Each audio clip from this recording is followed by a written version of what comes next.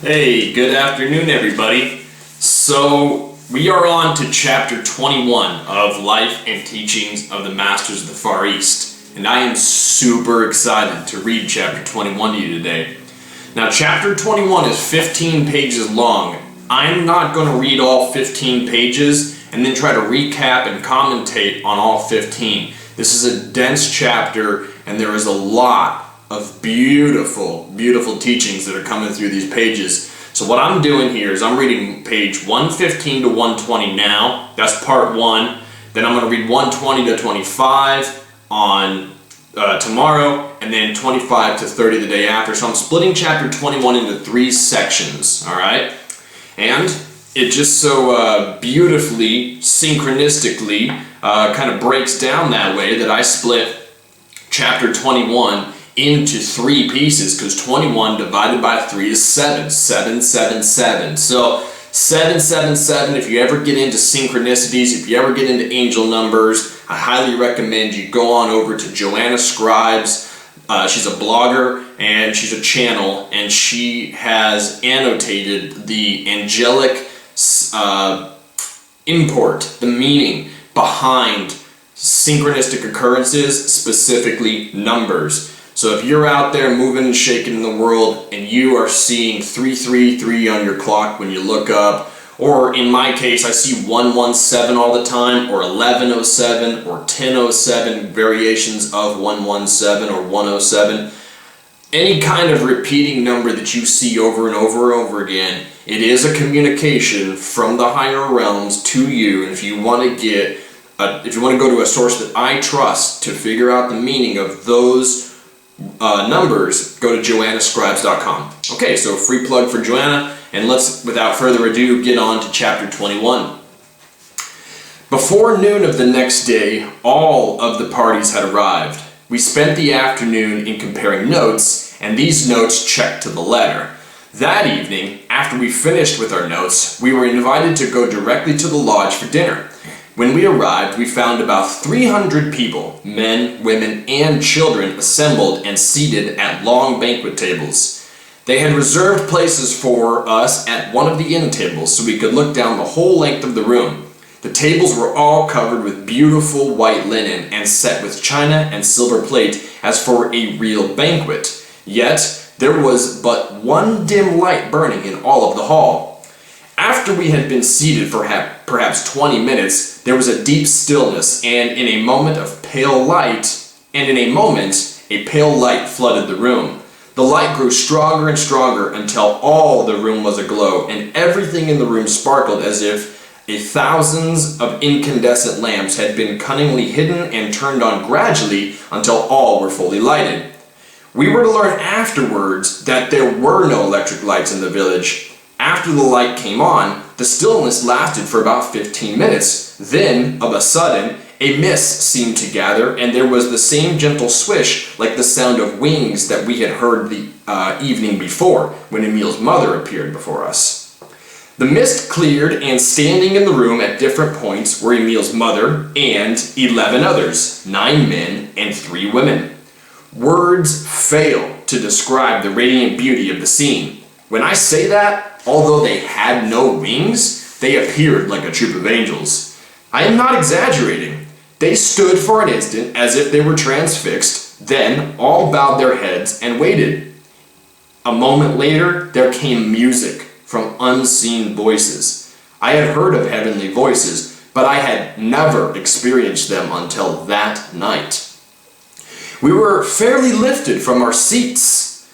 Towards the close, those that had appeared walked to their seats, and we again noticed that, though they made no effort to walk quietly, their feet did not make the slightest noise. When the 12 were seated in their respective places, the same mist appeared again, and when it cleared, there stood 12 more. This time, there were 11 men and 1 woman, and among these was our friend of the records. As they stood there for a moment, another song burst forth. When the song was nearly ended, the 12 walked to their respective places without the slightest noise. They were no sooner seated than the haze again filled the room. When it had cleared, there were 13 standing, this time across the far end of the hall, 6 men and 7 women. 3 men and 3 women on each side of the woman who was in the center. The center one appeared to be a beautiful girl in her teens. We had thought every woman that appeared was very beautiful, but this one surpassed them all. They stood with bowed heads for a moment, and the music again burst forth. This music floated out for a moment, then the choir of voices began. We arose to our feet.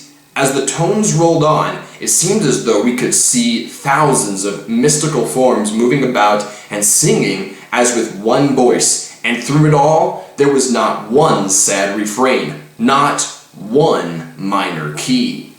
All was a joyous, free burst of music that came from the soul and touched the soul, lifting it up and up until we felt as if we were floating or losing all contact with the earth.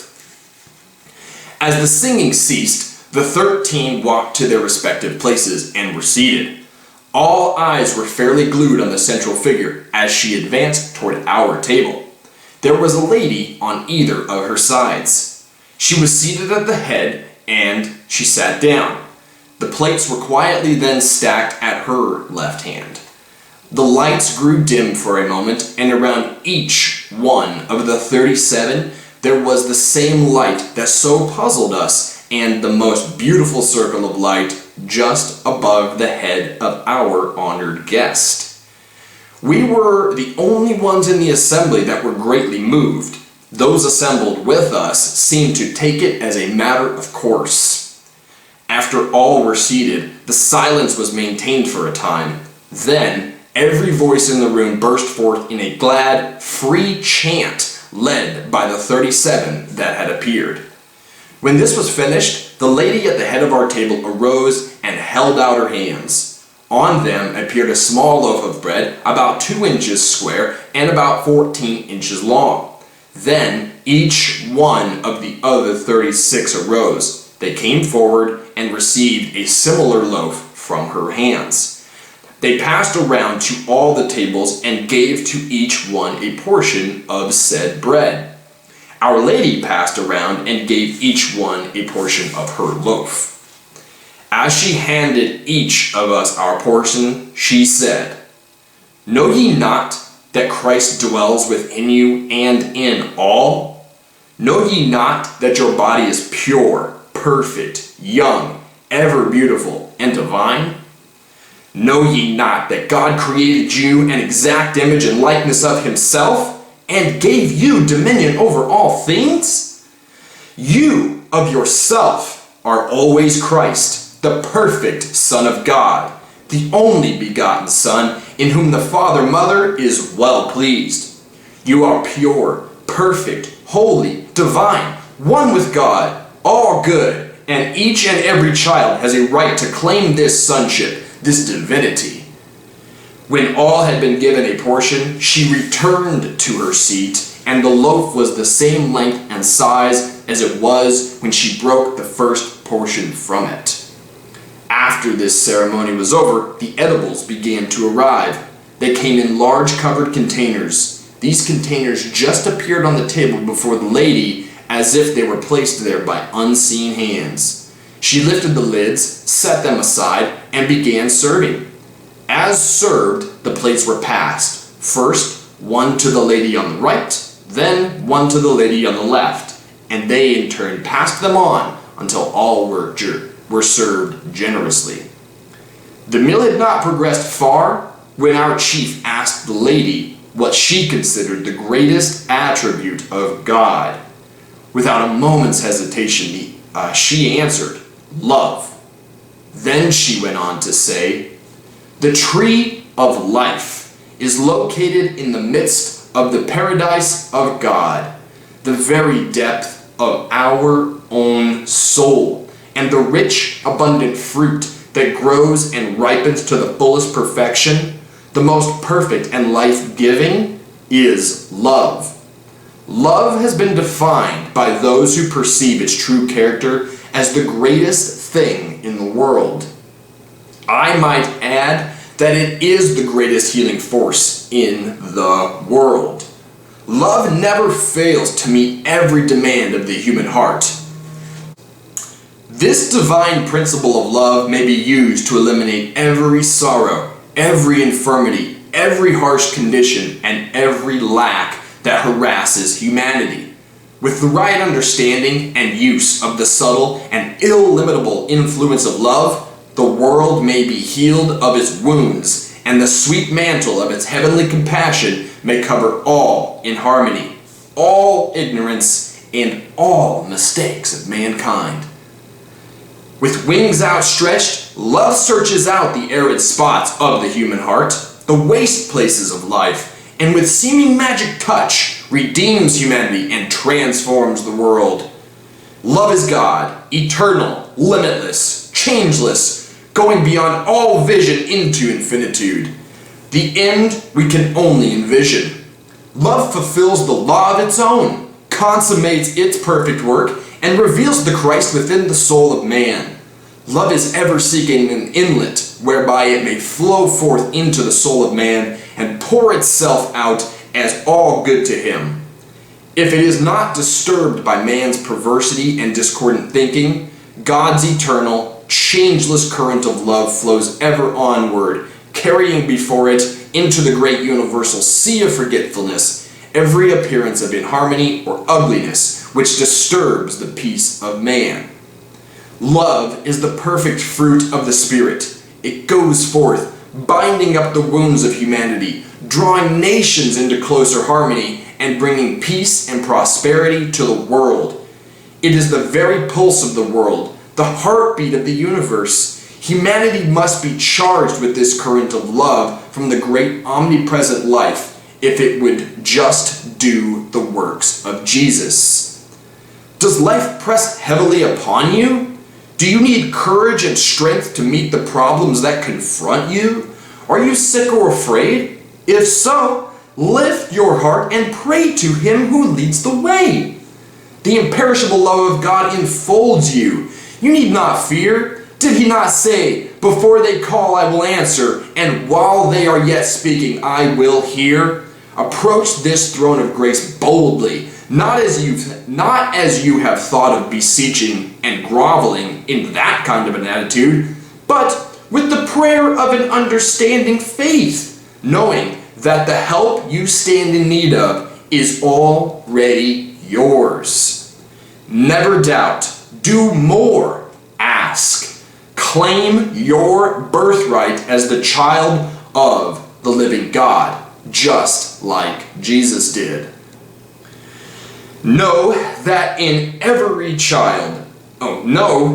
the invisible, universal substance in which we all live and move and have our being is every good and perfect thing that man can desire, waiting to be drawn forth by faith into visible form or manifestation.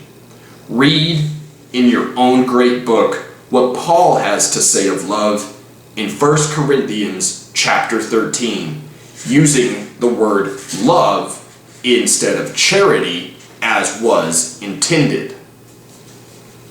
Thus ends the reading of Part 1, Chapter 21, from the Life and Teachings of the Masters of the Far East by Baird T. Spalding.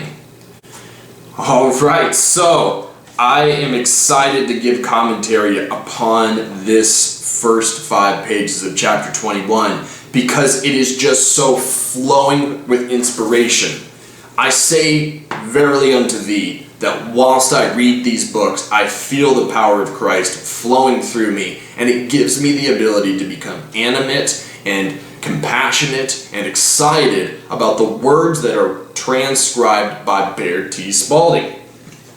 Everything in these pages resonates with my soul, and I know that this is a part of my incarnation process, a part of the purpose that I wished for myself to fulfill upon incarnating in this body, to read from these books, to make these videos, and to just generally pervade the message of Christ, to get it out there more fully and in a more complete fashion, without knocking or judging anything or anyone.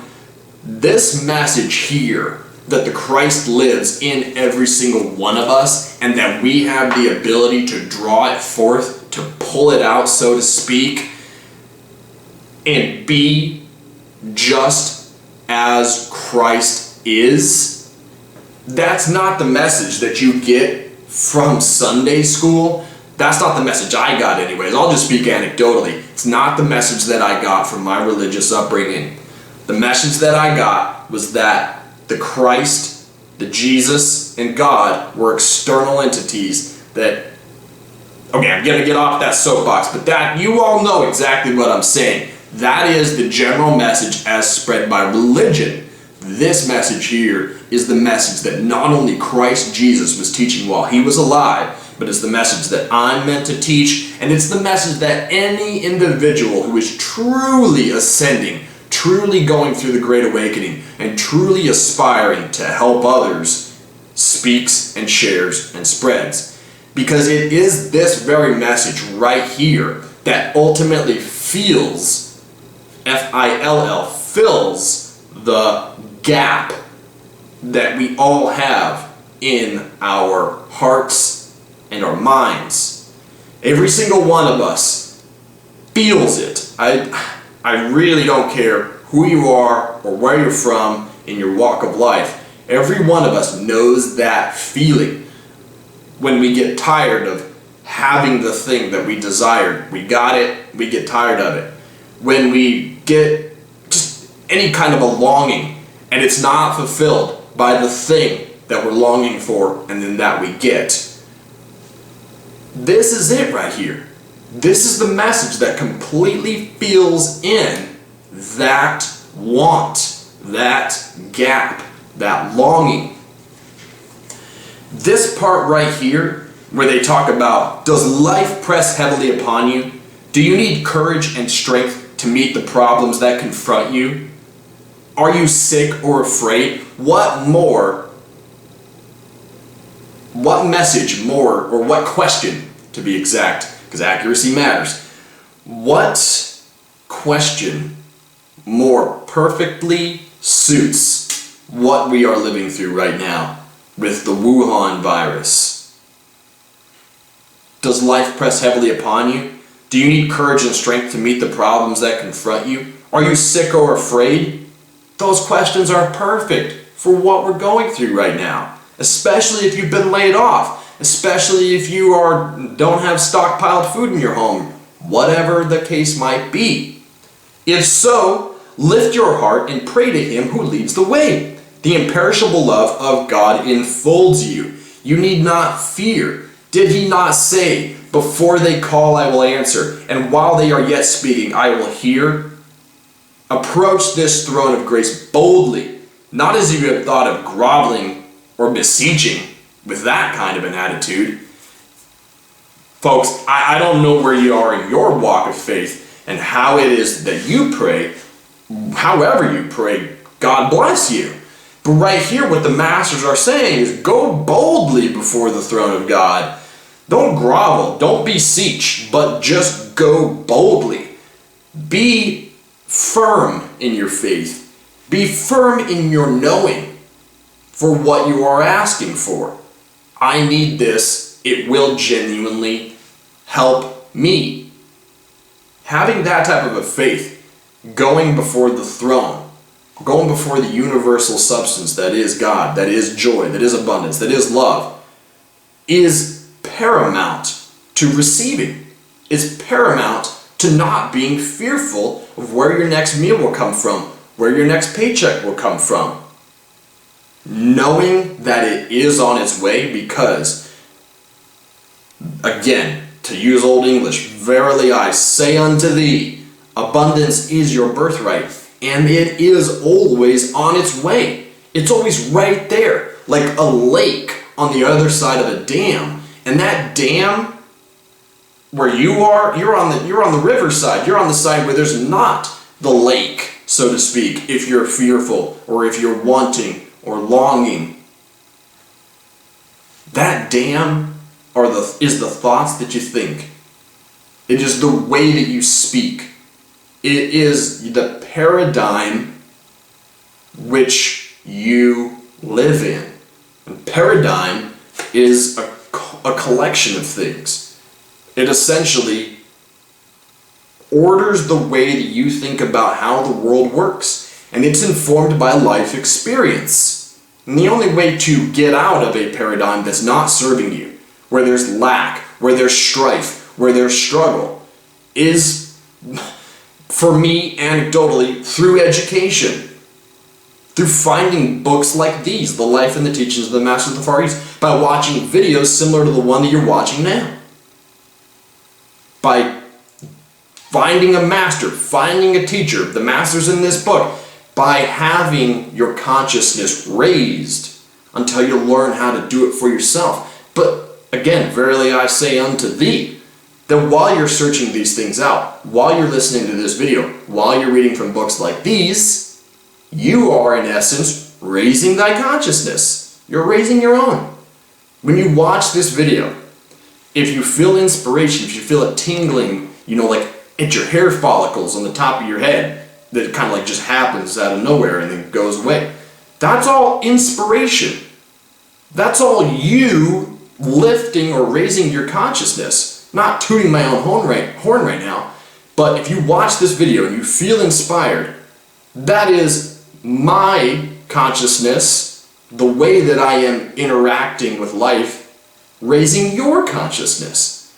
And in part 2 of chapter 21, we're going to go right into that, because that comes directly from the masters. Whenever you're around listening to or reading something that was written by someone with an elevated consciousness, your consciousness has to rise to fully grasp the message, to fully get it. And if you're open to that, you'll feel inspired, you'll feel humbled, you'll feel joyful, and you will feel love. If you refuse to allow your consciousness to be raised so that you can bring in the beauty and bring in the joy and bring in the message, then you're going to judge, you're going to hate, you're going to turn off the video, you're going to never buy the book, you're going to put the book down if you just did buy it.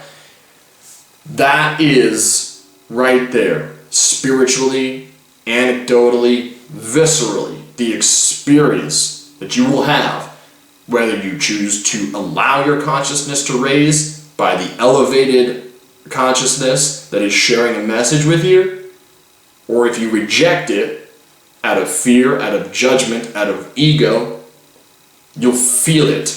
So I encourage you to just take a moment and how do you feel right now? If you've watched this far, then you're obviously, we're on the same wavelength right now. And you're good with that. And I love it. And you're happy. And I'm inspired. And so are you. But if you have not watched this far, if someone turned off the video right at the very beginning, for whatever reason, then, okay, bless them. Bless anybody for anything that they do. But nonetheless, all of our life experiences, every single one of them, that is the ultimate teacher. That is the force that is gradually raising our consciousness. Okay, I have been on a soapbox here for probably about 10 minutes or so. But nonetheless, I just want to leave you with that what this master says when asked, what is the greatest attribute of God? She, without hesitation, answers that it is love. So, may love be with you, may it bless you, may it inspire you, and may you know that everything is very, very good. Namaste.